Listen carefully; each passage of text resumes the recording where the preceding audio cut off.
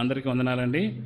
సరే, ఈరోజు మనం ఆరాధన కోసం తీసుకున్నది ప్రధానంగా తిమోతికి రాసిన మొదటి పత్రిక 6వ అధ్యాయం 16వ వచనం. ఏంటది అంటే, సమీపింపరాని తేజస్సులో ఆయన మాత్రమే వసించుచు అమరత్వం గలవాడై ఉన్నాడు. మనుష్యులలో ఎవడునూ ఆయనను చూడలేదు, ఎవడునూ చూడనేరడు. ఆయనకు ఘనతయు శాశ్వతను ప్రభావమును కలిగి ఉండును కాక. ఆమేన్. ఇది మన దేవుని యొక్క గుణలక్షణాల గురించి మరోసారి చెప్తూ రాయబడినటువంటి చిన్న వాక్య భాగము. అయితే ఈ తిమోతి పత్రిక గురించి 2 మాటలు మనం నేర్చుకుందాము. ఎందుకు ఈ మాట ప్రస్తావన వచ్చిందన్నది. మొట్టమొదటిగా చూస్తే తిమోతి రాసిన పత్రిక దేని గురించి అంటే, స్థానిక సంఘం యొక్క పరిచర్య ఎలా ఉండాలి, ఎలా కొనసాగించాలి అన్న ఉద్దేశంతో పౌలు గారు తిమోతికి రాసిన లెటర్స్లో ఇది ఒక లెటర్, ఫస్ట్ లెటరు. ఈ లెటర్లో ఏంటంటే సంఘాన్ని ఎలా కొనసాగించాలి ప్రభువులు అన్నది మెయిన్ ఆయన యొక్క ఉద్దేశం. ఇందులో 1వ అధ్యాయము మనం చూసుకుంటే 1వ అధ్యాయంలో ఒక విషయం చెప్తాడు. ఏమి చెప్తాడంటే, బోధన గురించి జాగ్రత్తగా ఉండండి. నువ్వు చెప్పే బోధ సరైనదిగా ఉండాలి. ఎందుకనంటే బోళ్ళని తప్పుడు బోధలు కూడా వస్తున్నాయి, భిన్నమైన బోధలు వస్తున్నాయి, రకరకాలుగా వస్తున్నాయి. కాబట్టి బోధన గురించి జాగ్రత్త వహించు, సువార్త ప్రకటించే దగ్గర ప్రాముఖ్యత నువ్వు, అలాగే నీకున్నటువంటి విశ్వాసాన్ని కాపాడుకునే దగ్గర జాగ్రత్తగా ఉండు అన్న 3 విషయాలు చెప్తూ 1వ అధ్యాయాన్ని రాశాడు. తర్వాత 2వ అధ్యాయానికి వచ్చేటప్పటికి సంఘంలో ఉన్న సభ్యులు అన్నప్పుడు ఎలా వస్తుందంటే, ఎవరు ఉండాలి, ఎన్ని అంచెలుగా ఉండాలి, ఎలా ఉండాలి అన్న విషయాన్ని గురించి ప్రస్తావిస్తాడు. తర్వాత 2-3 అధ్యాయులు మొత్తం అవే. 4వ అధ్యాయానికి వచ్చేటప్పటికి సేవకుడు, అతని పరిచర్య ఎట్లా ఉండాలి, సేవకుడు ఎలా ఉండాలి, సేవకుని పరిచర్య ఎలా ఉండాలి అంటే దైవ సంబంధమైన బోధ, దైవ సంబంధమైనటువంటి జీవితము, దైవ సంబంధమైనటువంటి ఆ యొక్క ప్రేమను చూపించేవాడిగాను. నెక్స్ట్ ఏంటంటే సంఘాన్ని ఎదుగుదలకు ఎలా కృషి చేయాలన్న విషయాన్ని బోధకుడికి చెప్తూ 4వ అధ్యాయంలో తిమోతికి లెటర్ రాశాడు. ఎందుకంటే తను ఆల్రెడీ ఆ బోధలో ప్రీచర్గా ఉన్నాడు కాబట్టి ఆ విషయాన్ని రాశాడు. నెక్స్ట్ 5-6 అధ్యాయాలకు వచ్చినప్పుడు 5వ అధ్యాయంలో సంఘ పెద్దలు, సంఘంలో ఉన్న విధవరాండ్లు, తర్వాత యవనస్తులు, అలాగే అధికారులు ఎలా ఉండాలి, ఎవరిని ఎన్నుకోవాలి అన్న విషయాన్ని గురించి చెప్తాడు. అయితే ఆఖరి అధ్యాయంలో, ఇది 6వ అధ్యాయంలో మనం చదువుకున్నటువంటి ఈ భాగంలో ఏం చెప్తాడంటే, పాపపు దాసత్వం నుంచి దేవుడు మనల్ని ఎలా విడిపించాడు అని చెప్తూ ఎందుకు మనం దేవుడి ఎడల భయభక్తులు కలిగి ఉండాలి అన్న విషయాన్ని ప్రస్తావన చేస్తాడు. ఎందుకంటే ఆయన పాపపు దాసత్వం నుంచి మనం విడుదల చేసిన తర్వాత మనం ఎలా జీవించాలి అంటూ చెప్తూ, ఎందుకనంటే వీటన్నిటి రేపు పొద్దున మనం లెక్క అప్పచెప్పుకోవాల్సి వస్తుంది కాబట్టి జాగ్రత్తగా ఉండండి అని చెప్తూ ఆయన యొక్క గుణ లక్షణాలని తన యొక్క ఆత్మీయ కుమారుడైనటువంటి తిమోతికి చెప్తూ పౌలు రాసినటువంటి లెటర్. ఏం చెప్తున్నాడు, ఆయన ఎందుకు భయపడాలి, మనం ఆయనకి ఎందుకు లోబడి ఉండాలి అన్నప్పుడు ఆయన గుణలక్షణాలు చెప్తూ ఈ మాట చెప్తున్నాడు. ఏమని, సమీపింపరాని తేజస్సులో ఆయన మాత్రమే వసించుచు అమరత్వము గలవాడై ఉన్నాడు. మనుషుల్లో ఎవడునూ ఆయనను చూడలేదు, ఎవడునూ చూడనేరడు.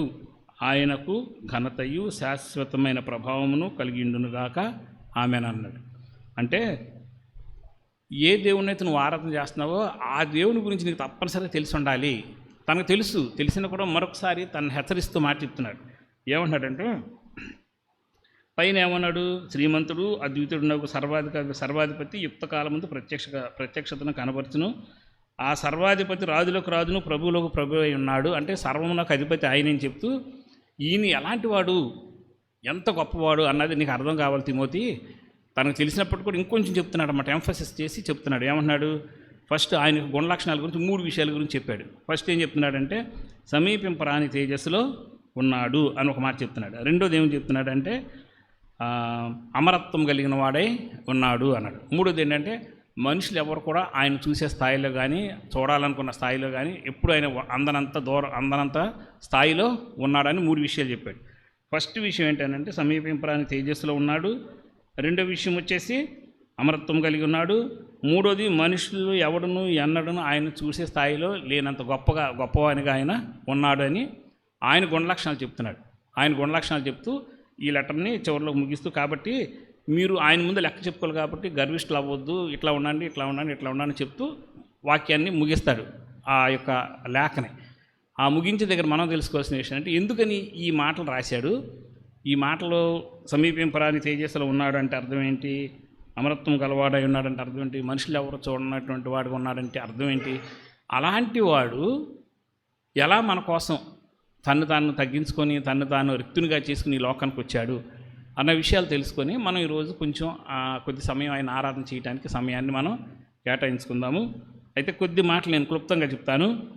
ఫస్ట్ ఏంటంటే సమీపింపరాని తేజస్సులో ఉన్నవాడు అని. ఆ మాటకి అసలు ఒరిజినల్ గ్రీక్ వర్డ్ ఉన్నది ఏంటంటే ఎప్రోసైటస్ అని ఒక మాటను ఉపయోగించారు. దానికి ఎప్రోసైటస్ అన్నమాట. అందులో ఏ అంటేనేమో లేకుండా, ప్రో అంటే వైపు, సైటస్ అంటే నుండి, అంటే ఏ వైపు నుంచి చూసినా కూడాను కనీసం ఆయన స్థాయి దగ్గరికి వెళ్ళటం కూడా అవకాశం లేనటువంటి గొప్ప స్థితిలో ఉన్నవాడు అని. దాన్నే మన ట్రాన్స్లేషన్ ఎలా తీసుకొచ్చాడంటే సమీపింపరాని తేజస్సులో అన్న మాటకి తీసుకొచ్చాడు. అంటే అర్థం ఏంటంటే అందుబాటులో కనీసం చూడటం కూడా అవకాశం లేనటువంటి వాడు. అది కేవలం మానవులకే కాదు, ఆయన ఆరాధన చేసి ఆయన దేవదూతల దగ్గర కూడా ఆయన సమీపించడానికి అవకాశం లేనంత, ఏ వైపు నుంచి కూడా ఆయన సమీపించడానికి అవకాశం లేనంత గొప్ప స్థాయిలో ఉన్నాడు అన్న మాటని చెప్తున్నాడు. ఇది దేని చెప్తుందంటే ఫస్ట్ సమీపింపరాని తేజస్సులో ఉన్నాడు అని అంటే దేవుని నివాస స్థలం యొక్క మహిమని తెలుపుతుంది. ఇది దేవుడు ఎక్కడైతే నివసిస్తున్నాడో ఆయన నివాస స్థలం యొక్క మహిమను ఇది తెలుపుతుంది. అంతేకాదు రెండో విషయం ఏంటంటే పరిశుద్ధుడైన దేవునికిను పాపి అయిన మానవునికి మధ్య గల అగాధాన్ని పిన్ పాయింట్ చేసి అంటే నొక్కి మరీ చెప్తుంది. అరే మీరు ఎక్కడ వాళ్ళు, ఆయన ఎక్కడో ఒకసారి మీరు జ్ఞాపకం చేసుకోండి అని చెప్తూ మానవుడికి దేవునికి ఉన్న అగాధం ఎంత తేడా ఉంది మీకు ఆయనకి అన్నది నొక్కి ప్రస్ఫుటంగా చెప్పినటువంటి మాట. అంతేకాకుండా ఆయన దైవత్వం యొక్క అగమ్యత అని చెప్పవచ్చు. అంటే ఎంత ఉందో ఆయన దైవత్వం గురించి అంటే మనం చెప్పలేమే కదండి, మన వల్ల కదా. లెటర్స్లో రాశారు, ఏదో 2 ముక్కలు నేను నేర్చుకుని వచ్చి మీ మధ్యన చెప్తున్నాను తప్ప అది అసలు నేను చెప్పేది ఆయన స్థాయికి చాలదు. అసలు ఆయన ఎంత ఉంది ఆయన మహిమ అన్నది అసలు చెప్పలేము. రేపు పొద్దున మనం అక్కడికి వెళ్ళినా కూడాను అంత తీవ్రస్థాయిమైన ఆయన మహిమ కూడా మనం చూడలేమేమో. ఎందుకంటే అప్పటికి కూడా ఆయన చాలాసార్లు కూడా తను తాను తగ్గించుకొని తాను మన మధ్యలోకి రావడం జరిగింది. రేపొద్దున కూడాను ఆయన మనం మహిమ శరీరంలోకి వచ్చినా కూడాను అంత స్థాయిలో మరి ఆయన ఒరిజినల్ స్థాయిని మనం చూడగలమో లేమో కూడా అది డౌటులో ఉన్న విషయమే. అయితే ఏంటంటే ఆయన మహిమ గురించి ఏం చెప్తున్నాడు, సమీపింపరాని తేజస్సు అంటే ఏంటి అని అన్నప్పుడు ఇప్పుడు మనం చెప్పుకున్న 2 విషయాలు ఏంటంటే ఆయన నివాసం యొక్క మహిమ, మానవుడికి దేవునికి మధ్యలో ఉన్న ఆ యొక్క దూరం ఏంటి అన్నది 2 విషయాలు చెప్తే, ఆయన స్వభావం యొక్క గొప్పతనం గురించి చెప్తే జాన్ మకార్థర్ అన్న భక్తుడు ఏమన్నాడంటే ఈ కాలంలో మనం తీసుకుంటే ఆయన యొక్క సంపూర్ణ పవిత్రతకు ఆయన యొక్క సంపూర్ణమైన పవిత్రతకు ఆయన నీతి న్యాయాల స్థాయి ఏంటి అన్నది అది మనకు తెలియజేస్తుంది అన్నాడు. ఏంటిది ఆయన ఏది సమీపింపరాని తేజస్సు అంటే మన వరకు ఆత్మీయంగా తీసుకుంటే ఆయన యొక్క పవిత్రత, ఆయన యొక్క నీతి, ఆయన యొక్క న్యాయం స్థానము ఎంత గొప్పగా ఉంటుందో మానవుడికిను పోల్చుకుంటా కూడా అవకాశం లేనంత ఉంటుందో అన్న విషయాన్ని తెలుపుతుంది. దీన్ని సమీపింపరాని తేజస్సు ఆత్మీయంగా అర్థం తీసుకుంటే అని చెప్పాడు ఆయన. అలాగే మీకు అందరూ తెలుసు మామూలుగా మార్టిన్ లూథర్ ఏం చెప్పాడంటే డిఎస్ ఎబ్స్కాండిటస్ అని ఒక మాట చెప్పాడు దాని గురించి. అంటే అర్థం ఏంటంటే దాగి ఉన్న దేవుని మహామహిమ అని అన్నాడు. ఇప్పుడు సమీపింపరాని తేజస్సు అంటే దాగి ఉన్న దేవుని యొక్క మహిమ. ఇక దాని దగ్గరికి ఎవరు వెళ్ళలేదు, అది ఏమయ్యిందో మనకి ఎవరికి తెలీదు అని చెప్తూ మార్టిన్ లూథర్ చెప్పాడు. అట్లాగే ఇంకొక ఆయన చెప్పాడంటే మెక్గిల్ అన్న భక్తుడు ఏం చెప్పాడంటే దేవతలు కూడా ఆయన తేజస్సును కానీ ఆయన మహిమను కానీ చూడలేరు, చూసి భరించడం లేరు, ఈ యెషయా గ్రంథంలో మనకి రాయబడి ఉంది అన్న ఒక మాటను ఆయన చెప్తున్నాడు. అలాగే కీర్తనలో 104:12 ఒక మాట చెప్తాడు. ఏమంటాడంటే ఆయన వెలుగును వస్త్రం వలె కప్పుకొని ఉన్నాడు అని ఒక మాట చెప్తాడు. అంటే ఆయనకు వస్త్రంలాగా చుట్టూ ఏముంది అని అంటే మనకు వస్త్రం ఎలా ఉందో అట్లా ఆయన చుట్టూ ఏముందంటే ఆయన మహిమ, ఆయన వెలుగు తప్ప మరొకటేమీ లేదు. అదే సమీపింపరాని ఆయన యొక్క తేజస్సు అని చెప్పేసి అని అంటాడు. అలాగే స్పర్జియన్ అన్న భక్తుడు ఏమన్నాడంటే ఇది ఆయన యొక్క వాస్తవ రూపము.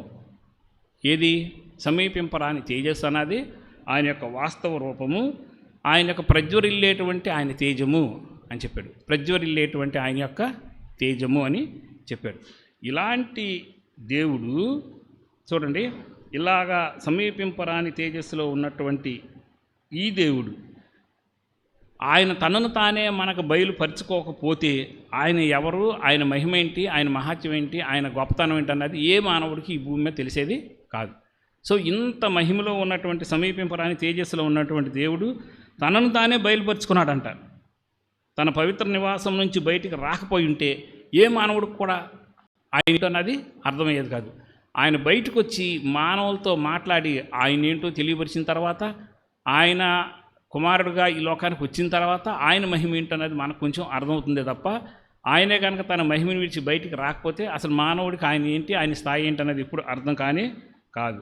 అయితే ఆ వచ్చిన వాడు ఏది సమీపింపరాని తేజస్సులో ఉన్నటువంటి మహిమలో ఉన్నటువంటి వాడు బయటకు వచ్చి ఆయన ఏం చేశాడు, ఇంతకు మొదల ఎవరు ఈయన అని ఒక మాట, ముందు ఎవరు ఈయన అని చూద్దాం, ఆయన ఏం చేశాడన్న తర్వాత చూద్దాం. ఎవరు ఈయన, సమీపింపరాని తేజస్సులో ఉన్న ఆయన ఎవరు ఈయన అని అంటే, ఒకసారి హెబ్రీయులకు రాసిన పత్రిక 1వ అధ్యాయంలో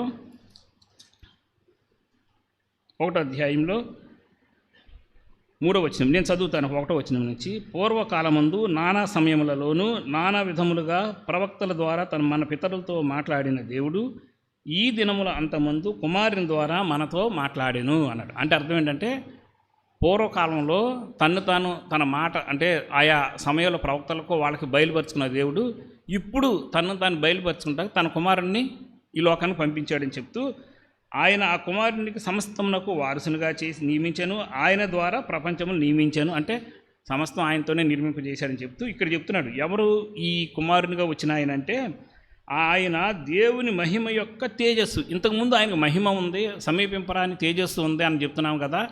ఆ తేజస్సు మరి ఎవరో కాదు ఏం చెప్తున్నాడు, యేసుక్రీస్తు వారే అని చెప్తూ, ఆయన తత్వము యొక్క మూర్తిమంతమునై ఉండి తన మహత్తు గల మాట చేత సమస్తము నిర్వహించుచు పాపము విషయంలో శుద్ధీకరణ తానే చేసి దేవదూతల కంటే ఎంతో శ్రేష్టమైన నామం పొందెనో వారికంటే అంత శ్రేష్ఠుడై ఉన్నత లోకమందు మహామహుడగు దేవుని కుడిపార్శ్వమున కూర్చుండెను అని అన్నాడు. అంటే దేవుని కుడిపార్శ్వమున కూర్చుండెను అని అన్నప్పుడు ఆ కుడిపార్శ్వము అన్న మాటని ప్రకటన గ్రంథంలో చూస్తే ఏముందంటే మహిమలో కూర్చున్నాడు అని, సేమ్ మహిమ అన్న మాట రాయబడింది. దానికి వాడబడినట్టు ఒరిజినల్ గ్రీక్ వర్డ్ మహిమ అని రాయబడింది. అంటే ఆయన సింహాసనం ఏ మహిమలో ఉందో ఆ మహిమ దగ్గర కూర్చున్న వారు ఎవరంటే యేసుక్రీస్తు వారు అన్నాడు. సో ఇంతకు మొదలు ఎవరు ఈయన తేజస్సు కలిగిన వాడు, సమీపింపరాని తేజస్సులో ఉన్నవాడు అని అంటే మరి ఎవరో కాదు, యేసుక్రీస్తు వారు. ఆయన తాను మరలా మానవులకు బయలుపరుచుకోవటం కోసం నానా సమయంలో నానా విధములుగా తన ప్రవక్తల ద్వారా మనతో మాట్లాడాడంట. ఈ దినముల అంతముందు ఆయన కుమారుడిగా మన మధ్యలోకి వచ్చి నివసించాడు అని అన్నాడు. ఇంతకీ సమీపింపరాని తేజస్సులో ఉన్న వెలుగైనటువంటి ఆ దేవుడు మానవుడికి ఏం చేశాడు వచ్చి ఇక్కడికి వచ్చి అన్నది ఒక మాట మీకు నేను చూపిస్తాను. రండి ఒకసారి యెషయా గ్రంథము 60వ అధ్యాయం 19వ వచనానికి వెళ్ళండి. యెషయా గ్రంథము 60వ అధ్యాయము 19వ వచనం దగ్గర నేను చదువుతాను. 19, 20లో కూడాను, 20లో కొద్ది భాగం, 19 నేను స్టార్ట్ చేస్తాను. ఇక మీదట చూడండి, పగలు సూర్యుని ప్రకాశము నీకు వెలుగుగా ఉండదు, నీకు వెలుగిచ్చుటకై చంద్రుడని ఇక్కడ ప్రకాశింపడు, యెహోవాయే నీకు నిత్యమైన వెలుగవును, నీ దేవుడు నీకు భూషణముగా ఉండను. అంటే వెలుగైన వాడు చీకట్లో ఉండిపోయి మరణాంధకారం ఉండిపోయినటువంటి మానవుడి జీవితం మీద కంట తాను ఆ వెలుగును ప్రకాశింపజేసాడు అని చెప్తున్నాడు. కాబట్టి నీకు ఇక సూర్యుడు అవసరం లేదు. భూమి మీద నువ్వు చరించడానికి నీకు సూర్యుడు చంద్రుడికి అవసరం అని అనుకుంటున్నావు కదా. కాబట్టి సూర్యుడు అవసరం లేదు, చంద్రుడు అవసరం లేదు. అంటే దాని ఉద్దేశం ఏంటంటే ఇక్కడ ఈ భూమి మీద ఉన్నదాని కాదు, నీ హృదయం అన్న దాని మీదకి వచ్చేటప్పటికి ఏమని చెప్తున్నాడంటే, యెహోవాయే నీకు నిత్యమైన వెలుగవును అన్నాడు. వెలుగైన ఆ దేవుడంట తిరిగి తన వెలుగుని మానవుల మీద ప్రకాశింప చేశాడు. ఎవరైనా యేసుక్రీస్తు వారికి వచ్చి ఆయన వెలుగును మన మీదకి ప్రకాశింప చేశాడు అన్నాడు. సో ఇప్పుడు ప్రకాశింపజేస్తే ఏమైంది మనకిప్పుడు, మనకేం కలిగింది ఆయన వెలుగు మన మీదకి వచ్చినప్పుడు అన్నప్పుడు ఒకసారి లోక సువార్తకు రండి. లోక సువార్త 1వ అధ్యాయంలో 79వ వచనంలో మధ్య భాగంలో ఒక మాట ఉంటుంది, చూపిస్తాను, నేను చదువుతాను. లోక సువార్త 1వ అధ్యాయం 79వ వచనం చూడండి.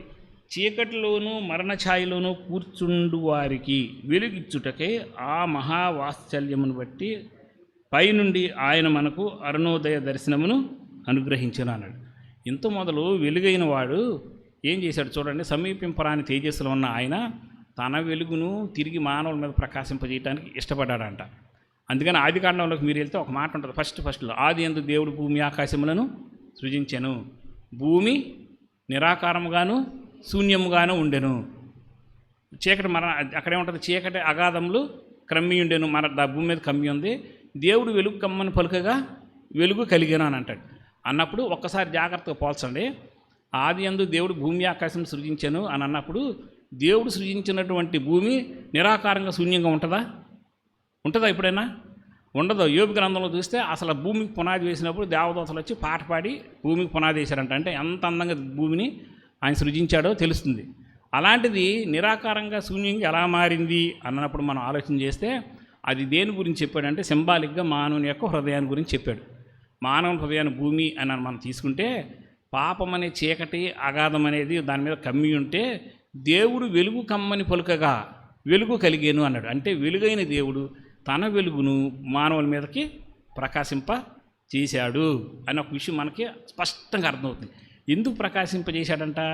చీకటిలో అంటే పాపంలో ఉండిపోయి మరణాంధకారంలోను, అంటే ఇక నీకు మరణం తప్ప మరొక శరణం లేనటువంటి స్థాయిలో నువ్వు ఉండిపోతేనంట కూర్చుండిపోయావంట అక్కడ. ఎందుకంటే చీకటిలో నడవటానికి ప్రయత్నం చేశాడు, ఆవిడ వల్ల కావట్లేదు, ఎటు వెళితే ఎక్కడ పడతామో ఏం అర్థం కాని స్థితిలో ఉండే ఏమి నడవలేని పరిస్థితులు కూర్చుండిపోయాడంట.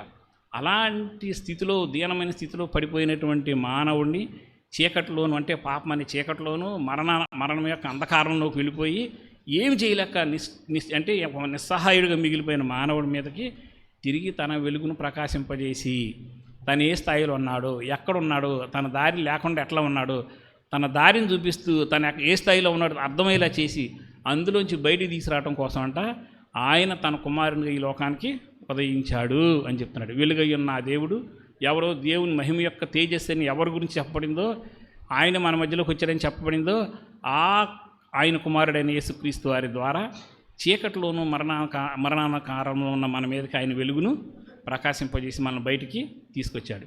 నిజమే, ఈ లోకంలో కోట్ల మంది ఉన్నారు, కానీ వెలుగులోకి వచ్చిన వాళ్ళు ఎంతమంది మీరు ఒకసారి ఆలోచించండి.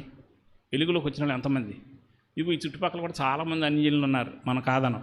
కానీ వెలుగు ప్రకాశింపజేస్తే ఆ వెలుగులోకి వచ్చి తమేంటో తెలుసుకొని తిరిగి ఆయన దగ్గరికి వచ్చిన వాళ్ళు ఎంతమంది? ఇదిగో ఇక్కడ ఈ పక్కన ఎక్కడ ఉంటే చిన్న చిన్న ఆలయాల్లోకి వచ్చి చర్చెస్లోకి వచ్చినవాడు. మిగిలిన వారికి ఆయన వెలుగు ప్రకాశిస్తానుంది, కానీ ఏంటంటే గ్రహించుకునే హృదయం వాళ్ళ దగ్గర లేకుండా పోయింది. ఎంత ప్రేమ కలిగిన దేవుడు ఒకసారి మీరు ఆలోచించండి.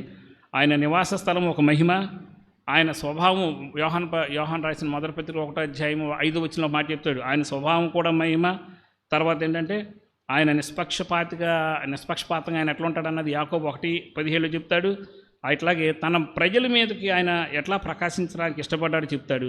అంతేకాకుండా ఆయన లేఖనాలు కూడా వెలుగునే తీసుకొచ్చి ఒకసారి మీకు మాట చూపిస్తుంది చూడండి. కీర్తనలు 119, 105. కీర్తనలు 119, 105.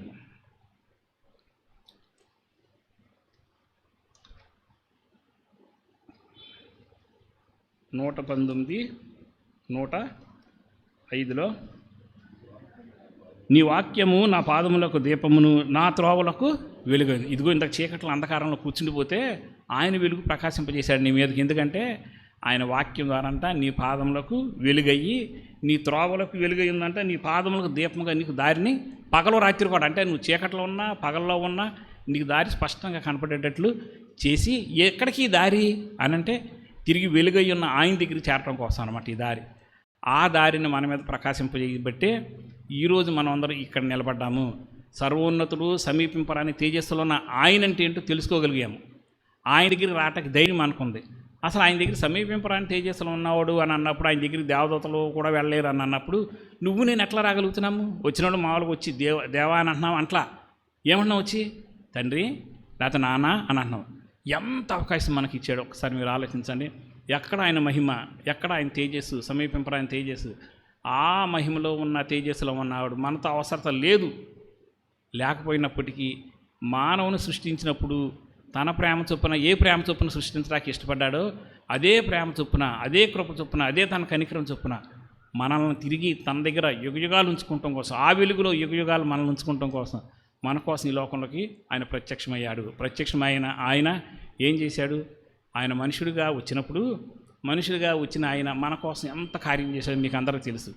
అందుకని నేను డైరెక్ట్గా మీకు 3వ వచనంకి వెళ్ళిపోయి మూడో భాగంలోకి వెళ్ళిపోయి ఆ మాట మీకు చెప్తాను. నేను ఏంటంటే అది ఇందాక మనకు ఆయనకున్న గుణ లక్షణాలు 3 చెప్పాను. ఒకటి సమీపింపరాని తేజస్సు అని చెప్పాను, రెండోది అమరత్వం గలవాడని చెప్పాను, మూడోది మనుషులు ఎన్నడూను ఎప్పుడునూ ఆయన్ని చూడబోరు అని చెప్పాడు. ఇప్పుడు జాగ్రత్త చూడండి, ఏ మనుష్యుడును ఆయన ఎప్పుడునూ ఎన్నడూ చూడలేదు, చూడబోడు అని అన్నప్పుడు మరి అంతకుముందు పాత నిబంధనలో అబ్రహాం చూశాడని చెప్పాడు, మోషే చూశాడని చెప్పాడు, యాకోబు చూశాడని చెప్పాడు, ఇంకా ఆయా కాలాల్లో ఆయన భక్తులందరికీ ఆయన దర్శనం ఇచ్చాడు అన్నాడు. మరి అప్పుడు ఎలా చూశారు వాళ్ళు?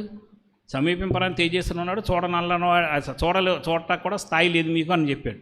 కానీ ప్రతి చోట ఆయన తన్ను తాను తగ్గించుకొని తిరిగి మానవులతో మాట్లాడటమో లేకపోతే క్లియర్ కట్ ముఖాన్ని ఆయన మనకు చూపించకపోయినా మానవుడి దగ్గరికి రావటానికి ఇష్టపడినటువంటి ఆ స్థాయిలో తన్ను తగ్గించుకున్నాడు. అందుకని యేసుక్రీస్తు వారు పుట్టినప్పుడు ఒక మాట చెప్తాడు, నిజంగా ఆయన దేవుడు, ఎవరో దేవుని మహిమ యొక్క తేజస్సు, ఏది దేవుడికి మహిమ అని చెప్తున్నారో ఆయనే యేసుక్రీస్తు వారు అన్నప్పుడు ఆ మహిమ దగ్గరికి దేవదూతలు వెళ్ళినప్పుడు మానవుడు ఎట్లా వెళ్తాడు? అందుకని యేసుక్రీస్తు వారు పుట్టుక దగ్గర ఒక మాట చెప్తారు తెలుసా, ఏమంటారంటే ఇదిగో సర్వశక్తిని ఒకసారి నేను చెప్తాను, చూపిస్తాను మాట, మీకు చూపిస్తే బాగుంటుంది.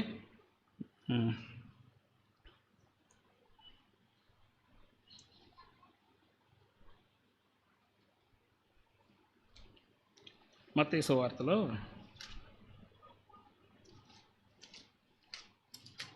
1వ అధ్యాయంలో ఒక మాట చెప్తాడు,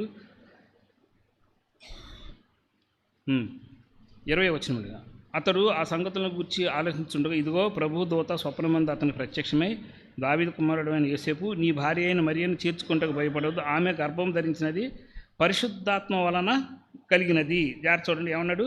పరిశుద్ధాత్మ వలన కలిగినది అని అన్నాడు. అంటే పరిశుద్ధాత్మ శక్తి చేత ఆవిడ నింపబడినప్పుడు యేసుక్రీస్తు వారు మానవుడిగా ఈ లోకానికి వచ్చాడన్నాడు. మీకు అసలు విషయం అర్థమైందా మీకు? అది ఆయన ఎవరు? సమీపింపరాని తేజస్సులో ఎవరి దగ్గరికి వెళ్ళినంత గొప్ప స్థాయిలో ఉండి అమరత్వంలో ఉన్నటువంటి వాడు, అంత పెద్ద గొప్పవాడైన దేవుడు కంప్రెస్ అయిపోయి అంటే తగ్గించుకొని తను తగ్గించుకొని ఒక మానవుడిగా రావటం అంటే, అలాంటి సృష్టి చేయాలంటే ఎవరికైనా సాధ్యం అవుద్దా? మరి ఎవరికి సాధ్యం కాదు. సో ఆ బాధ్యత ఎవరికి అప్పగించాడంటే తండ్రి అయిన దేవుడు పరిశుద్ధాత్మ దేవుడికి అప్పగించాడు. అంటే యేసుక్రీస్తు వారు అనంతుడైన దేవుడు ఎవరో సమీపింపరానంత తేజస్సులో ఉన్నవాడిని కంప్రెస్ చేసి ఎక్కడ తీసుకొచ్చాడంటే ఒక మానవుడిగా తీసుకొచ్చినా సరే ఆయనలో దైవ లక్షణాలు పావు. దైవంగా ఉన్నాడు కాబట్టి దైవ లక్షణాలు పోకూడదు. అలా అని చెప్పి ఆయన దైవ లక్షణాలతో వస్తే మానవుడు ఈ లోకంలో ఆయన పట్టుకోలేడు. ఏం చెయ్యాలి మరి? ఇప్పుడు రెండింటిని బ్యాలెన్స్ చేస్తూ అటు దైవత్వం పోకుండా ఇటు మానవత్వం పోకుండా కంప్రెస్ చేసి అంటారు కదా, అంటే మన భాషలో ఏమన్నా నాకు అర్థం కాలేదు, అంటే తగ్గించి మానవుడిగా ఆయన మన మధ్యలోకి తీసుకొచ్చాడు అన్నాడు. తీసుకొచ్చిన ఆయన ఏమన్నాడు? మనిషిలో ఎవ్వరు అన్నాడు ఆయన చూడలేదు అని చెప్పాం కదా, 3వ మాట. అలాంటి వాడంట ఎంత దీనమైన స్థితికి వెళ్ళాడంటే, ఏ మానవుడు చూడలేని వాడు మనుష్యులు చూడలేనంత స్థాయికి తాను తగ్గించుకున్నారంట. ఎక్కడో మాట మీకు నేను చూపిస్తానండి. ఆయన శిలువ మీద పడిన శ్రమల దగ్గర ఒక మాట చెప్తారు యెషయా గ్రంథంలో. నాకైతే అసలు అది చదివిన ప్రతిసారి ఏడుపు వచ్చేస్తుంది నాకైతే. అసలు అది ఒకసారి 53వ అధ్యాయంలో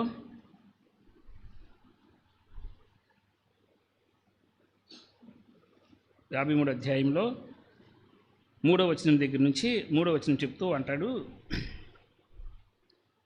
అతడు తృణీకరింపబడినవాడాయను, మనుషుల వలన విసర్జింపబడిన వాడును, వ్యసనాక్రాంతునిగాను, వ్యాధిని అనుభవించిన వాడినిగాను, మనుష్యులు జాగ్రత్త చూడండి, మనుష్యులు చూడనొల్లని వాడుగాను ఉండెను. చూసారు ఒక మాట రాశాడు, మనుషులు అసలు ఆయన చూడటాకే స్థాయి లేనటువంటి స్థాయిలో ఉన్నవాడంట. మనుషులు చూసి ఈయన యేసుక్రీస్తు అని గుర్తుపట్టలేనంత స్థాయికి వచ్చేసాడంట. ఎలా అంత స్థాయికి తగ్గించుకున్నాడు తాను మన కోసం అనంటే, ఆయన తృణీకరింపబడినవాడాయను. ఆయన తృణీకరించే మానవుల చేత ఆయన తృణీకరింపబడ్డాడంట. అసలు వీళ్ళు ఆఫ్టర్ ఆల్ మనుషులు, అసలు నరుని జ్ఞాపకం చేసుకుంటా వాడే పాటి వాడు అన్నాడు. అది ఆయన ముందు నా స్థాయి, మానవుల యొక్క స్థాయి. అలాంటి వాడంట తన్ను మానవుల చేత తృణీకరించుకునేంత స్థాయికి తాను తగ్గించుకున్నాడు అన్నాడు. ఇంకో మాట చెప్తాడు, మనుషుల వలన విసర్జింపబడిన వాడు ఆయన, అంటే వదిలేశారంట ఆయన. అసలు అంటే మనుషుల్లో కూడా మనిషిగా లెక్క పెట్టలేదు అని ఒక మాట చెప్పుకోవచ్చు. ఏ స్థాయి వాడు, ఎక్కడ వాడు, ఎలా ఉన్నాడు, అలాంటి స్థాయిలో వచ్చినవాడు ఏమంటున్నాడంటే వ్యసనాక్రాంతునిగా వ్యాధిని అనుభవించిన వాని గాను మనుష్యులు చూడనల్లని వాని గాను అన్నాడు. జాగ్రత్త చూడండి, మనుషులు చూడలేని స్థాయిలో నుంచి మనుష్యులు చూడనొల్లని స్థాయికి దిగిన ఆయన ప్రేమను ఒక్కసారి మనం జ్ఞాపకం చేసుకుందాం. ఎక్కడ మహిమలో ఉన్నవాడు, ఎక్కడ ఘనతలో ఉన్నవాడు, ఎక్కడ ప్రభావంలో ఉన్నాడు, అట్లీస్ట్ ఆయన దగ్గర ఉన్న మహామహా కెరుబులు సెరుబులు లాంటివి కూడా ఆయన దగ్గరికి చేరలేనటువంటి స్థాయిలో ఉన్నవాడు, సమీపింపరాని తేజస్సులో ఉన్నవాడంట. మనుషులు చూడలేని స్థాయిలో ఉన్నవాడు మనుషులు చూడనొల్లని స్థాయికి, అంటే ఎంత దీనస్థితికి వచ్చాడంటే ఆ దీనస్థితికి రావట కారణం ఏంటి ఒకసారి మీరు ఆలోచించండి. అసలు నువ్వు నిజంగా దేవుని ముందు నిలబట్టాక కానీ మనకి ఎవరికైనా స్థాయి ఉందంటే లేదు. కానీ నువ్వు తన దగ్గర నుంచి పోకూడదని, నువ్వు తన వెలుగులో ఉండాలని, తన వెలుగులో యుగయుగాలు తన తేజస్సు దగ్గర యుగయుగాలు నువ్వు ఆయనతో కలిపి నివసించాలని మనుషులు చూడలేని స్థాయిలో వాడు ఒక మానవుడిగా పుట్టాడు. మానవుడిగా పుట్టినవాడు తిరిగి మనుషులు చూడనొల్లని స్థాయికి, అంటే అసలు చూసి ఈయన యేసుక్రీస్తా అని గుర్తుపట్టలేనంత స్థాయికి వెళ్ళిపోయాడంట. అట్లా కొట్టేశారు ఆయన్ని, అట్లా కొట్టేశారు. ఆ దెబ్బలు అవన్నీ చూస్తే ఎంత భయంకరంగా ఉన్నాడంటే చూసి ఈయన పలానాన్ని గుర్తుపట్టలేకపోయిన స్థాయికి వచ్చాడంట. అవన్నీ ఎవరి కోసం ఒకసారి మీరు ఆలోచించండి. నా కోసము మీకోసం ఎంత ప్రేమించాడు మనల్ని ఆయన ఒకసారి ఆలోచించండి. ఎంత ప్రేమించాడు. ఇంత ప్రేమను పొంది కనీసం ఆయన్ని మనం ఆరాధన చేయలేకపోతున్నామంటే మనం ఎంత దుర్మార్గులు, ఎంత దౌర్భాగ్యం. ఆరాధించలో పోయి నువ్వు దౌర్భాగ్యుడు కానీ ఒక మాట చెప్పాలంటే అంత స్థాయిలో నీ కోసం ఆయన తను తగ్గించుకొని తన తేజస్సును తన మహిమను వదులుకొని ఒక మానవుడిగా మనుషులు చూడలేని వాడికి వచ్చినందుకు హృదయమార అవును ప్రభా, నువ్వు నా కోసం రాకపోయి ఉంటే నేనేమైపోయేవాడిను, అసలు నీ దగ్గర అడుగు పెడతా కూడా నాకు అవకాశం లేకపోయేది కదా. నిన్ను నువ్వు బయలుపరచుకోకపోతే ఎవడు నీ గురించి నాకు చెప్పేవాడు, నీ దగ్గర తీర్పు ఉందని నాకు ఎవరు చెప్పేవాడు, తిరిగి ఆ తీర్పు నుంచి తప్పించుకుంటే నాకు అవకాశం ఉందని ఎవరు చూపించేవాళ్ళు, నువ్వే చేసావు కాబట్టి ప్రభా హృదయమార నేను ఆరాధన చేస్తానని చెప్పి ఈరోజున మనం ఆయన యొక్క మహిమ యొక్క తేజస్సుని బట్టి, ఆయన తేజస్సు అయిన యేసుక్రీస్తు వారిని బట్టి ఈరోజు మనం ఆయన ఆరాధన చేద్దాం. ఇంకొక మాట కొద్ది క్లుప్తంగా 2 మాటలు చెప్పేసి ముగిస్తాను. చదివినటువంటి తిమోతికి రాసిన పత్రికలోనే ఇంకొక మాట ఉంది. నేను 3 వచ్చిన ఇప్పుడు చెప్పేసా కాబట్టి వదిలేసేయండి. ఆయన ఉన్నాడు 2వ మాట, అమరత్వం గలవాడై ఉన్నాడు. ఏమన్నాడంటే 2వ మాట, అమరత్వము గలవాడై ఉన్నాడు అని 2వ మాట రాయబడింది కదండి. యాక్చువల్గా అథనీషియా అన్న మాటని దానికి గ్రీకులో వాడినటువంటి మాట, అంటే అర్థం ఏంటంటే ఇమ్మోర్టల్, ఎటర్నల్ లైఫ్ అని. అంటే మరణం అంటే లేనివాడు, అసలు మరణం ఒక ఆయన రాశాడు మరణం సమీపించడం కూడా అవకాశం లేనివాడని. ఎందుకంటే ఆయన గురించి ఒక మాట చెప్పాడు యేసుక్రీస్తు ఒక మాట చెప్తూ ప్రకటన గ్రంథంలో తను పరిచయం చేసుకుంటూ ఒక మాట చెప్తాడు. రండి, ప్రకటన గ్రంథంలో 1వ అధ్యాయంలో ఆయన అంటాడు, 1వ అధ్యాయంలో 8వ వచనంలో అంటాడు, ముందు అల్ఫాయు ఒమేగయు నేనే, వర్తమాన భూత భవిష్యత్ కాలంలో ఉండువాడను నేనే అని సర్వాధికారిని దేవుడు ప్రభు సెలవిచ్చుతున్నాడు అన్నాడు. యేసుక్రీస్తు వారు అమరత్వం కలిగిన వాడు అంటే అర్థం ఏంటి? అమరత్వం కలిగిన వాడంటే ఇమ్మోర్టల్, అంటే జీవమే తప్ప మరణం అనేది ఆయన దగ్గర లేదు, ఆయన దగ్గరికి రాలేదు. ఎందుకు రాలేదు అని అంటే ఒక మాట మీరు ఆలోచించండి. నేనే ఆల్ఫయు ఒమేగయు అన్నాడు, అంటే బిగినింగ్ ఉన్నది ఆయన బిగినింగ్లో ఉన్న తర్వాత తన స్వరూపమందు తన పోలిక చొప్పున మనం చేసుకుందాం అనుకున్నాడు. మనకంటే ముందుగా దేవదూతలను సృజించాడు. సో వాళ్ళు దేవుడికి అవిధేయత చూపించినప్పుడు వాళ్ళని మరణానికి అప్పగించాడు. అలాగే వాడి మాట విని మనం కూడా దేవుడి నుంచి దూరం అయినప్పుడు మనల్ని మరణానికి అప్పగించినప్పటికీ మరణం నుంచి విడిపించడం కోసం ఆయన ఈ లోకానికి వచ్చాడు. ఇప్పుడు జాగ్రత్తగా ఆలోచించండి.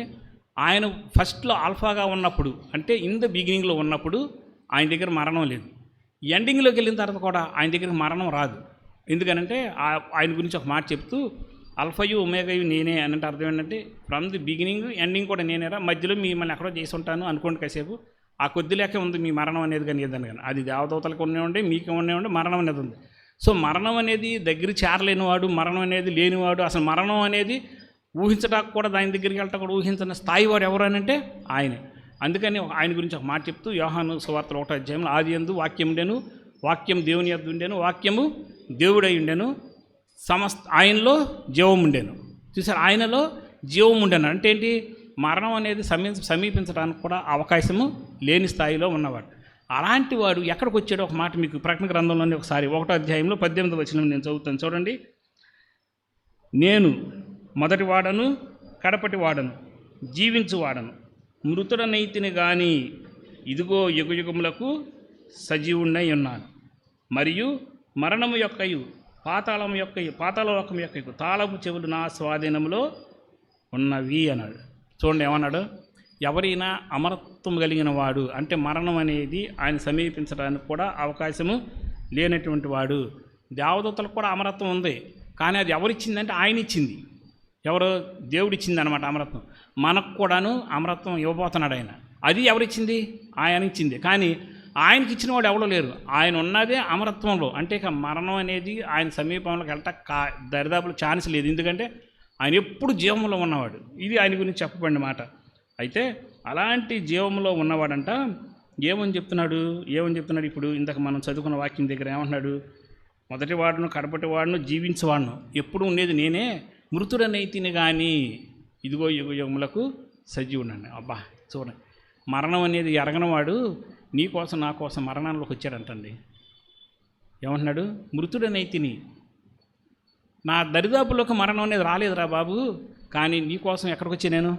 ఏ మరణంలోకి నువ్వు వెళ్ళావో ఆ మరణం దగ్గరికి నిన్ను తప్పించాలంటే ఆ మరణంలోకి వెళ్ళక తప్పనిసరి పరిస్థితి అయ్యి ఇదిగో మృతుడనైతిని, చనిపోయాను. ఎవరి కోసం? నీ కోసం, కానీ యుగయుగములకు సజీవుడను. ఎందుకంటే 3వ దినాన తిరిగి మరణం ఆయన్ని పట్టలేక వదిలేసినప్పుడు తిరిగి సజీవుడిగా లేచిన తర్వాత యుగయుగములకు మళ్ళీ ఉండేది ఎవరంటున్నాడు? నేనే. ఎందుకని? అల్ఫయి ఓమేగా అంటే చివరికి ఉండేది కూడా మళ్ళీ నేనేరా అన్నాడు. అంత గొప్ప స్థాయిలో ఉన్నవాడు మరణం అయ్యి మన కోసం ఈ లోకానికి, మరణం అవటానికి ఈ లోకానికి వచ్చాడు అని అంటే ఆయన మనల్ని ఎంత ప్రేమిస్తున్నాడు ఒకసారి మీరు అర్థం చేసుకోండి. దేనికోసం అంటే నువ్వు మరణంలోకి వెళ్ళకూడదని ఆయన మరణంకి వెళ్ళాడు. అందుకని ఏమన్నాడంటే లాజరును విడిపించినప్పుడు పునరుద్ధానమును జీవమును నేనే, నా యందు విశ్వాసం ఉంచువాడు చనిపోయిన ఆయన విశ్వాసం ఉంచువాడు చనిపోయినను బ్రతుకును అన్నాడు. అంటే పునరుద్ధానమును జీవమును అంటే ఏ మరణం నీ మీద ఏలుబడి చేస్తుందో ఆ మరణం నుంచి విడిపించగల జీవాన్ని నేనే, నా యందు విశ్వాసం ఉంచువాడు చనిపోడు, ఒకళ్ళు బ్రతికి నా యందు విశ్వాసం చనిపోయినను తిరిగి లేస్తాడన్నాడు. ఇంత గొప్ప కార్యాన్ని మన కోసం చేయడానికి ఆయన నరుడుగా ఈ లోకానికి వచ్చాడు. నరుడుగా ఈ లోకానికి వచ్చి మరణం అనేది ఎరగనివాడు మరణాన్ని రుచి చూడటం ఏంటండి? ఏంటండి దీని అసలు మీకు అర్థమవుతుందా మనకు? అసలు అది ఏనాడన్నా మరణం అనేది తెలియనివాడు మరణంలోకి వెళ్ళటం ఏంటి? ఎంత బాధాకరమైన విషయం. అయినా సరే దానికి కూడా ఒప్పుకున్నాడంట. ఆ మరణంకి వెళ్ళటం కూడా ఒప్పుకున్నాడు. ఎందుకంటే నిన్ను ప్రేమించాడు కాబట్టి, నన్ను ప్రేమించాడు కాబట్టి. ఇంత ప్రేమను మన పక్షంగా చూపించేది ఎవరు అన్నది మనం ఆలోచిస్తే ఎవ్వరూ లేరండి ఈ లోకంలో. ఎవ్వరూ లేరు మన పక్షంగా ప్రేమ చూపించేది కానీ, మనల్ని పట్టించుకునేది కానీ ఎవ్వరు ఈ లోకంలో లేరు. ఎందుకని ఒక మాట చెప్తాడు రోమపత్రికల 6వ అధ్యాయంలో 23వ వచనం దగ్గర ఒక మాట చెప్తాడు. చూడండి ఏమంటాడంటే, ఆయన ద్వారా మనం ఎట్లా విడిపింపబడ్డామని అది చెప్తూ ఒక మాట రాస్తాడు. ఏమంటాడంటే 6:23లో, ఏలయనగా పాపము వలన వచ్చు జీతం మరణము, అయితే దేవుని కృపావరము మన ప్రభు అయిన క్రీస్తు యేసునందు నిత్య జీవము. ఏ మరణంలోకి నువ్వు వెళ్తున్నావో ఆ మరణం నుంచి నిన్ను తప్పించడం కోసం ఆయన మరణంలోకి వెళ్ళి మరణాన్ని జయించి తిరిగి లేవటం మూలంగా ఏమంటున్నాడంటే ఆయనను బట్టి నీకు నిత్య జీవము అని చెప్పినాడు. అదే కదా మరి కొరింథీయులకు రాసిన పత్రికలు కానీ, తెస్సలోనికీలకు రాసిన పత్రికలు కానీ రాసింది అదే కదా. ఇదిగో ఒకనొక దినం రాబోతుంది, ఆ రోజున మరణం మింగివేయబడుతుంది నీ పక్షంగా. ఆయన ఎందుకు విశ్వాసం ఉంచేవాడు నరుడు ఏ మా నరుడు కూడాను ప్రస్తుతం చనిపోయినట్టు నీకు కనపడుతున్నారేమో, వాళ్ళందరినీ లేపుతా. అంతేకాదు ఆ రోజున నువ్వు నిలబడి ఉంటే కనుక మరణం లేకుండా దేవుడి దగ్గరికి వెళ్ళిపోవటం ఏంటో చూస్తావు అని చెప్పేసి ఒక గొప్ప వాగ్దానాన్ని మనకి ఇచ్చాడు. ఇంతకు మొదలు ఇదంతా ఎందుకు జరిగింది అని అంటే హెబ్రీలు రాసిన పత్రికలో ఒక మాట ఉంటుంది చూడండి. అదొక మాట చూపించి నేను ముగిస్తాను. హెబ్రీలు రాసిన పత్రికలో 2వ అధ్యాయంలో 2 చోట్ల 2 మాటలు రాసి ఉంటాయి. ఆ 2 మాటలు మీకు నేను చదివించేసి ముగిస్తాను. 2వ అధ్యాయంలో ఫస్ట్గా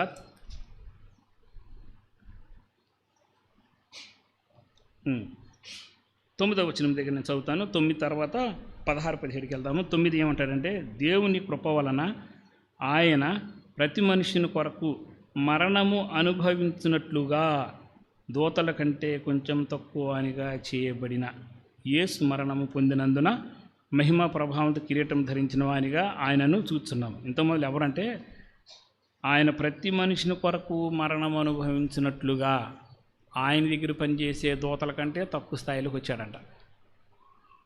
ఆయన దగ్గర సమీపింపరాని తేజస్సులోకి ఉంటే ఆయన దగ్గర కూడా వెళ్ళలేని దూతల కంటే తక్కువ స్థాయిని వారిగా ఆయన వచ్చేసాడంట. ఎందుకు వచ్చాడు అనంటే మరణమును అనుభవించుటకు. మరణం ఎవరి కోసం అనిపించాలి? ఆయనకి ఏమైనా అవసరమా? ఆయన దగ్గర మరణం వెళ్తుందా అంటే అసలు సమీపించలేదు అసలు ఆయన దగ్గరికి కూడా. కానీ ఎవరి కోసం? నువ్వు మరణంలోకి వెళ్ళావు కాబట్టి నిన్ను బ్రతికించుకోవటం కోసం ఆయన మరణానికి వెళ్ళాడు. అందుకని అన్నాడు ఆయన, నన్ను తండ్రి అని పిలవండి. ఏ తండ్రి అయినా సరే పిల్లల కోసం ప్రాణం పెడతాకే సిద్ధపడతాడు. పిల్లలు తన ముందు మరణిస్తున్నారంటే ఏ తండ్రికి తట్టుకోలేడు. ఆ ప్రేమను మన పక్షంగా చూపించడం కోసం మన తండ్రి అయిన దేవుడు నువ్వు మరణంలోకి వెళ్తున్నావు అని తెలిసి ఆయన వచ్చి ఆ మరణంలోకి వెళ్ళాడు అని చెప్తున్నాడు. వెళ్ళి తను మరణించి సజీవుడిగా తిరిగి లేచి నిన్ను బ్రతికించుకున్నవాడు ఒక మాట రాస్తున్నాడు చూడండి. 2వ అధ్యాయంలోనే అక్కడ హెబ్రీయులకు రాసిన పత్రిక 2వ అధ్యాయంలోనే 14వ వచనం దగ్గర ఒక మాట. కాబట్టి ఆ పిల్లలు జాగ్రత్తగా వినండి, రక్త మాంసము గలవారై ఆ ప్రకారమే మరణము యొక్క బలము గలవానిని అనగా అపవాదిని మరణము ద్వారా నశింపజేయుటకు, మళ్ళీ నెక్స్ట్ జీవితకాలం అంతయు మరణ భయం చేత దాస్యమునకు లోబడిన వారిని విడిపించుటకు ఆయన కూడా రక్త మాంసములలో పాలివాడాయను అని చెప్తూ, ఎలాగనగా ఆయన ఎంత మాత్రమును దేవదూతల స్వభావం ధరించుకొనక అబ్రహాం సంతాన స్వభావంను ధరించుకున్నాడు. కనీసం అట్లీస్ట్ ఆయనకంటే తక్కువ స్థాయిలో దేవదూతలు అంటే వాళ్ళ స్వభావం కూడా వెళ్ళలేదంట. ఆఖరికి మనిషిగా పుట్టడానికి ఇష్టపడ్డాడు అంటాడు. ఇదంతా ఎందుకు వచ్చింది అంటే ఒక్క దాని గురించి ఏంటంటే ఆయన ఎంత నిన్ను ప్రేమిస్తున్నాడో అర్థం చేసుకోమని ఆయన చెప్తున్నాడు అంతే. సమీపింపరాని తేజస్సులో ఉన్నవాడు తన మొత్తాన్ని మహిమను వదులుకొని నీ కోసం ఈ లోకానికి వచ్చాడు, నీ జీవితాన్ని వెలిగించాడు. అంతేకాదు ఎలా ఉన్నాడంటే మనుషులు చూడాలని స్థాయిలో ఉన్న మనుషులకు అందనంత స్థాయిలో ఉన్నాడు, మనుషులు చూడని స్థాయిలోకి వెళ్ళాడు. అంతేకాదు అమరుడైన వాడు, జీవంలో ఉన్నవాడు, మరణం అనేది ఆయన సమీపం రానివాడు, ఇదిగో నువ్వు మరణంలోకి వెళ్ళావని నిన్ను ప్రేమించి మరణానికి ఆయన వచ్చాడు అన్నాడు. ఎవరండి ఇంతకంటే మనకంటే అసలు మానవ జీవితంలో గొప్ప ఘట్టం ఏంటి చెప్పండి? భయంకరమైన ఘట్టం. మానవుడు ఎప్పుడు ఎదిరించలేని పరిస్థితి ఏది? మానవుడు ఎప్పుడు కూడా దేన్నని ఎదిరించగలడు, ఒక్కదాన్ని ఎదిరించలేడు. దేన్ని? మరణాన్ని ఎదిరించడం కాదు. మరణాన్ని దాటి బయటికి వెళ్ళడం వాడి వల్ల కాదు. కానీ అదే మరణం దగ్గరికి వెళ్ళి శాశ్వతమైన మరణంలో చిక్కుకున్న నిన్ను విడిపించడానికి ఆయన మరణంలోకి వచ్చాడంట. వచ్చిన ఆయన ఎవరంటే జీవమైన వాడు. జీవం మరణంలోకి వెళ్తుంటే అసలు ఎంత భయంకరం ఉండి అసలు ఆ విషయం. జీవం మరణంలోకి వెళ్ళటం ఏంటి? పోనీ అదైనా వెళ్ళాడు అని అంటే మరణం వరకు వచ్చాడు అని అంటే మరణానికి వచ్చాడని ఎందుకని అంటానంటే ఇదిగో మరణం అనుభవించినట్లు అంటే మన కోసం మరణం అనిపించడానికి ఈ లోకానికి ఏం చెప్తుందంటే జీవితకాలం అంతయు మరణ భయం చేత దాసత్వనకు లోబడిన వారిని విడిపించటకు ఆయన రక్త మాంసముల్లో పాలివాడాయన అన్నాడు. ఒకసారి మీరు ఆలోచించండి, మన తండ్రే కావచ్చు, తల్లే కావచ్చు, మన చుట్టూ ఉన్న మన అన్నదమ్ములే కావచ్చు, ఎవరన్నా కావచ్చు, చనిపోయే వరకు మనకు తోడుగా ఉంటారు, చనిపోయే వరకు మనం బ్రతికించడానికి ప్రయత్నం చేస్తున్నారు. నువ్వు చచ్చిపోరా, ఆయన బ్రతుకుతాడంటే ఎవరైనా చచ్చిపోతారా? ఎవరైనా చనిపోతారా? ఎవరు చేరే పని. కానీ ఒక్క ఆయన చేశాడు. ఆయన అమరత్వంలో ఉన్నవాడైనా మరి నువ్వు చచ్చిపోతావా వెళ్ళి వాళ్ళ కోసం అని తండ్రి అయిన దేవుడు తన ఆలోచన సభలు అడిగితే యేసయ్యను అడిగి మన తండ్రి కుమారు పరిశుద్ధాత్మలు మన నిర్మాణం చేసినప్పుడు ఫస్ట్ సృష్టి చేసే ముందు మన గురించి ఒకసారి చూసుకున్నాడంట. మనం మరణంలోకి వెళ్ళిపోతామని అర్థమైంది. మరణంలోకి వెళ్తామని అర్థమైనప్పుడు ఆయన తన ఆలోచన సభలో ఒక మాట తన కుమారుని అడిగాడంట. మరి కుమారుని అడుగుతున్నాడు, ఏమన్నాడు? దేవా, ప్రభు అన్నాడు కదా, దేవా నువ్వు వాళ్ళ కోసం మరణానికి వెళ్తావా అని అడిగాడు. వెళ్తావా అంటే ఆయన ఏమన్నాడు తెలుసా? రెండో మాట మాట్లాడకుండా ఎవరైనా ఆయన యందు జీవం ఉండేను, ఆ జీవము మనుషులకు వెలుగై ఉండేను అని చెప్పినటువంటి జీవంలో ఉన్నవాడు దేవుడైన వాడు మరణంలోకి వెళ్తావా అంటే వెంటనే ఏమన్నాడు తెలుసా? వెళ్తాను తండ్రి అన్నాడు. అన్నవాడు తన మాట నెరవేర్చుకొని ఇదిగో 2000 సంవత్సరాల క్రితం మానవుడికి ఈ లోకానికి వచ్చాడు. జీవమైన వాడు మరణాన్ని రుచి చూశాడు, మరణంలోకి వెళ్ళి నిన్ను బ్రతికించుకున్నాడు. నిన్ను బ్రతికించడం కోసం ఆయన మరణంలోకి వెళ్ళి తిరిగి లేచి నిన్ను బ్రతికించాడు. ఇప్పుడు రేపు పొద్దు నువ్వు చనిపోయినా నీకు మరణం మీద జయం ఉంది. ఇది గ్యారంటీ. యోహాను సువార్త 5వ అధ్యాయంలో 24వ వచనంలో లాస్ట్ ఫైనల్ ఇందాక చెప్తాను ముగిద్దాం అనుకున్నాను. ఈ ఒక్క మాట చదివించేసి నేను ముగిస్తాను. నేను చూడండి 5వ అధ్యాయం 24వ వచనంలో ఈ నా మాట విని చూడండి ఏమంటున్నాడు? ఈ నా మాట విని నన్ను పంపిన వాని యందు విశ్వాసం ఉంచేవాడు. ఇదిగో నీ కోసం మరణంలోకి నేను వచ్చానన్న సంగతి నువ్వు విశ్వాసం ఉంచితే, దేవుడు పంపించాడని నమ్మితే వాడి తీర్పులోనికి రాక మరణములో నుండి జీవములోనికి దాటి ఉన్నానని మీతో నిశ్చయముగా చెబుతున్నాను. ముద్ర కొట్టేసి మరి చెప్తున్నాను అంటున్నాడు, గ్యారంటీగా. ఏమని? నువ్వు మరణంలోకి వెళ్ళవో, మరణంలోంచి జీవంలోకి దాటిపోయావు. జీవంలోకి ఎక్కడికంటే సమీపింపరాని తేజస్సులు ఎక్కడైతే ఆయన ఉన్నాడో ఆయన దగ్గరికి వెళ్ళిపోతున్నావు నువ్వు అని చెప్పాడు. కాబట్టి ఇంత ప్రేమించి తన మహిమను వదులుకొని, తన స్థాయిని వదులుకొని, తనకున్న జీవాన్ని వదులుకొని నీకోసం ఇంత సమస్తం చేసిన వాడిని మనం ఎంతగా ఆరాధించాలి, ఎంతగా స్తుతించాలి? ఒకసారి మీరు ఆలోచించాలి. ఎంతగా స్తుతిస్తే ఆయన రుణం మనం తీర్చగలం. అసలు ప్రతిరోజు ఆయన స్తుతించడం కూడా సరిపోద్దాం మన జీవితం. నిజంగా ఆయన గుణ లక్షణాలను ఒకసారి మనం జ్ఞాపకం చేసుకున్న, ప్రభు ఇంత గొప్పవాడవైనా నీవు నా కోసం ఇలాంటి స్థితిలోకి వచ్చినందుకు నీ హృదయమారా స్తుతించి నేను ఆరాధన చేస్తున్నానని చెప్పి మనం అందరం చెబుదాము. తలలో ఉంచండి, ఆరాధన చేద్దాం.